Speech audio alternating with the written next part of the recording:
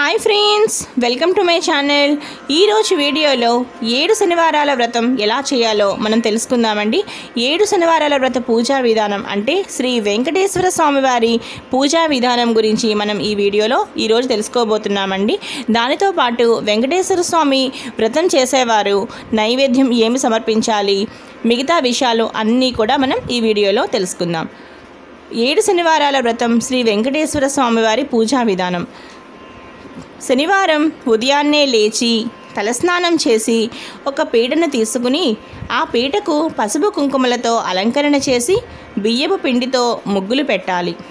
ఆ తరువాత శ్రీదేవి భూదేవి సమేతంగా ఉన్న శ్రీ వెంకటేశ్వర స్వామి వారి ఒక ఫోటో ఒకటి తీసుకుని చక్కగా ఆ ఫోటోకి గంధం పెట్టి గంధం మీద మళ్ళీ చక్కగా గంధంతో బొట్టు పెట్టి దానిపై మరలా కుంకుమతో బొట్టు పెట్టాలి.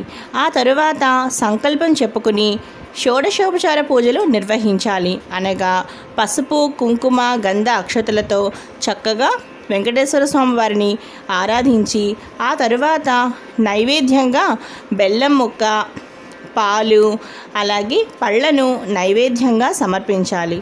వాటితో పాటు మనం నైవేద్యం సమర్పించిన తర్వాత తాంబూలం కూడా తప్పనిసరిగా పెట్టాలి.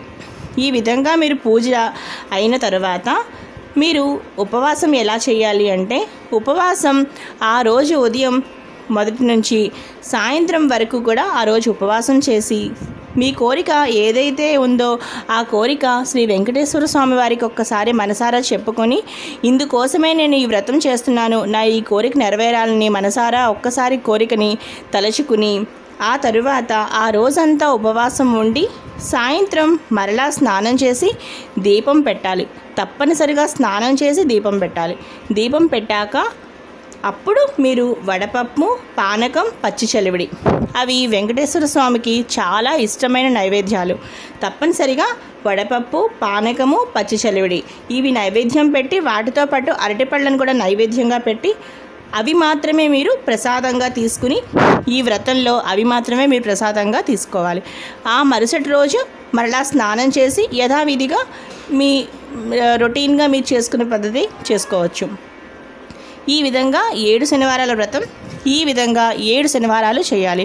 ఒకవేళ ఎవరికైనా మధ్యలో అడ్డంకి వచ్చి ఏదైనా ఒక్క శనివారం మీరు చేయలేకపోతే ఆ శనివారం అలా వదిలివేసి మరలా తర్వాత శనివారాన్ని మీరు కలుపుకుని ఈ విధంగా 7 శనివారాలు మీరు పూర్తి చేయొచ్చు.